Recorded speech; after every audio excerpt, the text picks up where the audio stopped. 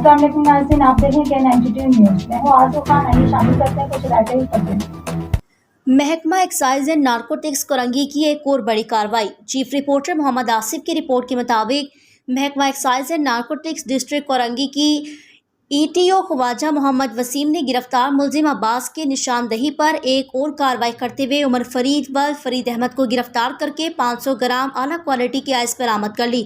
मुलजिम अब्बास और उमैर अरशद दराज से निजी कंपनी की शॉप इस्तेमाल करके शहर की मुख्तलिफ स्कूल और कॉलेजेस में डांस पार्टी की गोलियां आइस सप्लाई करते थे।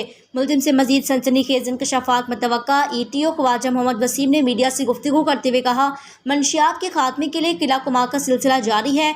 मुझे और मेरे अहले खाना को आइस और वेट का सरगना, जो कि खुद का नाम सुल्तान जाहिर करके धमकियां दे रहा है, जो कि ईरान का नेशनलिटी है। मेरा हमेशा यही मिशन रहा कि मनशियात का खात्मा करूँ।